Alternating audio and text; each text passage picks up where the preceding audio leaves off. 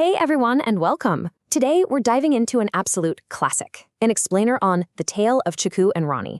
If you're someone who loves unpacking fun stories that actually hold some pretty deep practical life advice, you are in the exact right place.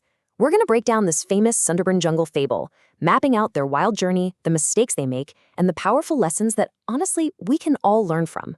So get comfortable and let's just get right into it. Let's start with a really simple but profound premise. Does haste always cause harm? You know, we've all heard that old saying, haste makes waste, right? But how often do we actually stop and think about the real-world fallout of just blindly rushing into things without a game plan? Before we even meet our characters today, I want you to just keep this question right in the back of your mind, because every single action, the conflicts, and the ultimate resolution we're about to see, it all stems from how these characters answer this exact question through their behavior. Chapter 1: Two Friends of the Jungle. Let's set the stage here. We are right in the middle of the beautiful, dense, incredibly vibrant Sundarban jungle. Picture it. The sun is shining, the birds are singing, and the trees are literally heavy with sweet fruit. This is the home of a pretty famous friendship between two totally different animals. Up in the canopy, leaping from branch to branch, we've got Chiku the monkey, just eating whatever he wants, whenever he wants. And living right below him in a quiet little hut is Rony the rabbit. Despite sharing the exact same environment, their approaches to life couldn't be more different.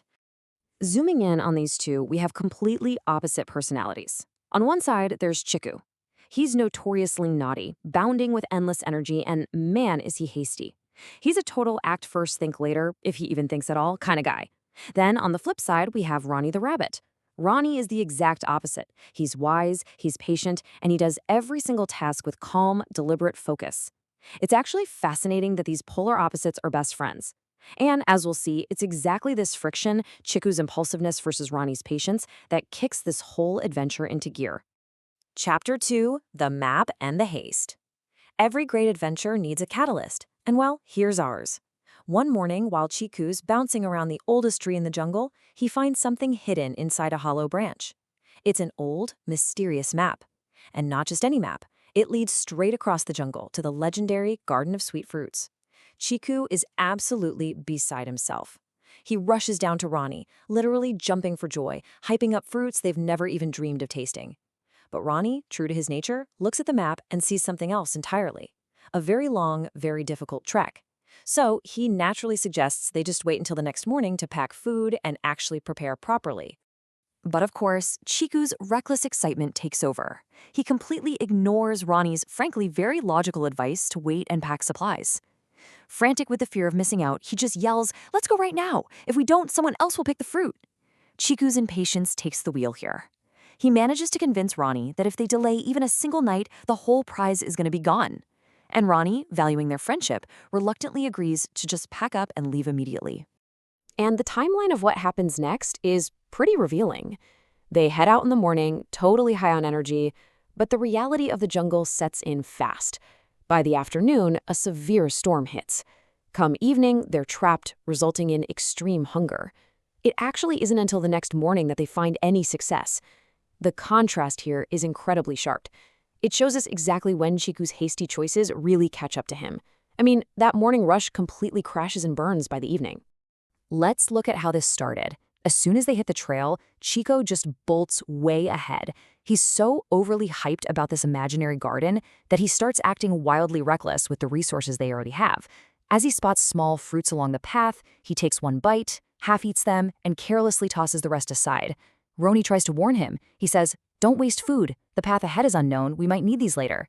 But Chiku, he literally just laughs at him. He mocks Rony for being too cautious, basically assuming this magical destination is going to solve all their problems. Chapter 3: Storm and Hunger. Well, the jungle is unpredictable, and as afternoon rolls around, things take a super dark turn. The bright morning sun vanishes, thick, heavy clouds roll right over the Sundarbans.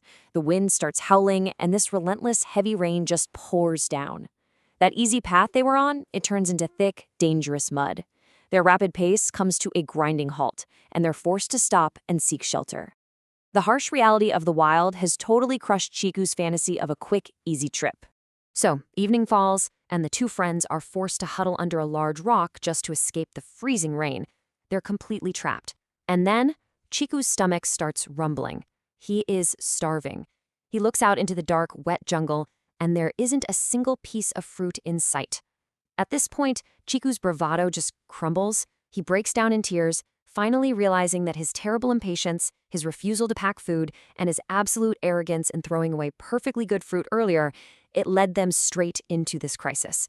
He is filled with deep, deep regret. Chapter 4. A True Friend Helps. Just when things are looking incredibly bleak, we get to witness the real power of true companionship. Remember earlier when we established that Rony was wise and patient? Well, this is where that patience literally saves the day. While Chiku is sitting there crying and panicking, Rony just stays calm. He gives his distressed friend a gentle smile, and he reaches for the small bag he had quietly strapped to his back before they left. And guys, this is the mark of incredible foresight. Inside Rony's bag were the exact same fruits that Chiku had half-eaten and just tossed on the path. Plus, he had the wisdom to pack some extra carrots from his hut before they even set out. Rony didn't waste time arguing with Chiku on the trail. He just quietly prepared for the disaster he kind of knew was coming. So he opens the bag and shares his saved food with his starving best friend. As he hands the food over, Rony smiles and says, "A true friend is one who helps in times of need." Hearing that and staring at the very food he had so foolishly thrown away, Chiku's eyes fill with tears. He gives Rony a deep, heartfelt apology.